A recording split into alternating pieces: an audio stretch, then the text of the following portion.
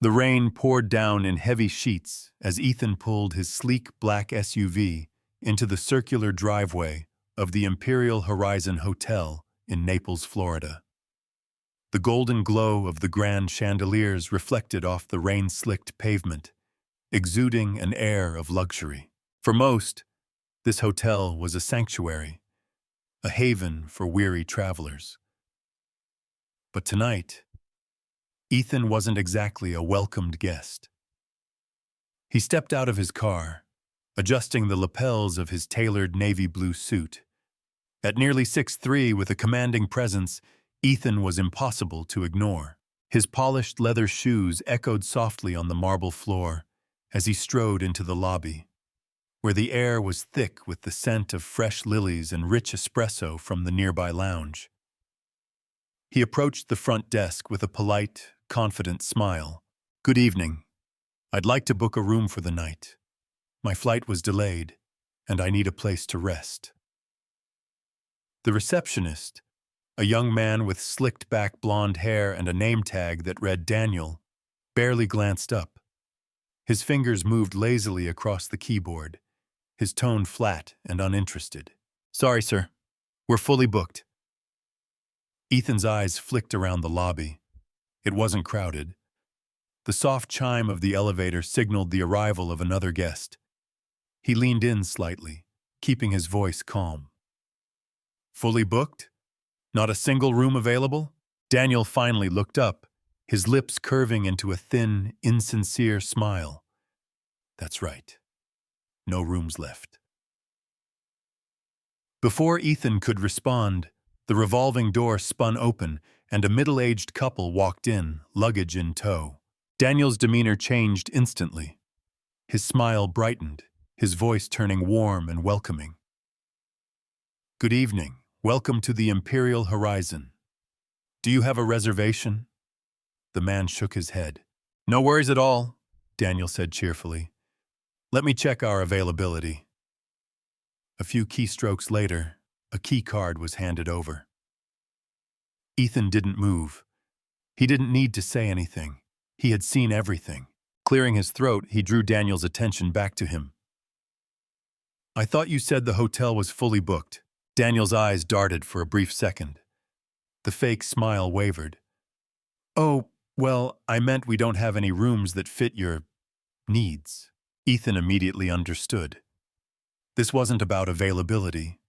It was about something else entirely. But he didn't argue. He simply nodded, his expression unreadable.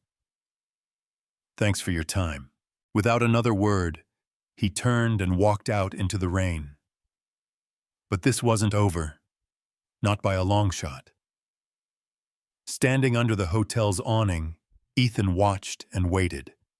A few minutes later, a young traveler in casual clothes entered, looking exhausted from his journey. He approached the front desk and asked the same question Ethan had. "Hi, do you have any rooms available for the night?" Though Ethan couldn't hear the response, Daniel's actions said everything. There was no hesitation, no excuses. Within seconds, the young man was handed a key card. Ethan's jaw tightened. This wasn't an accident. This was deliberate. He considered confronting Daniel right then and there, but years of business negotiations had taught him something important. Sometimes, actions spoke louder than words. Tonight wasn't a night for arguments. It was a night for action. Ethan stepped back into his car, his mind already working. He remembered a recent discussion at his company, one about acquiring a struggling hotel chain. Imperial Horizon had been on the list, but he hadn't paid much attention at the time. Now things were different. He pulled out his phone and made a call. "Lisa, I want the acquisition of the Imperial Horizon Hotel finalized by morning." Lisa, his sharp and efficient lawyer, hesitated for only a second. "By morning? Ethan, even for you, that's—" "Make it happen," he said, his voice leaving no room for debate. "Send me the paperwork when it's ready." By sunrise, Ethan walked through the lobby of the Imperial Horizon once more. This time he wore a charcoal gray suit, his confidence unshaken. He approached the front desk, placed a thick folder on the counter, and spoke with quiet authority. "Good morning. My name is Ethan Carter. As of 6 a.m. today, I am the new owner of the Imperial Horizon Hotel." A stunned silence filled the room. The staff exchanged glances, uncertainty flickering in their eyes. Daniel, standing behind the counter, paled visibly.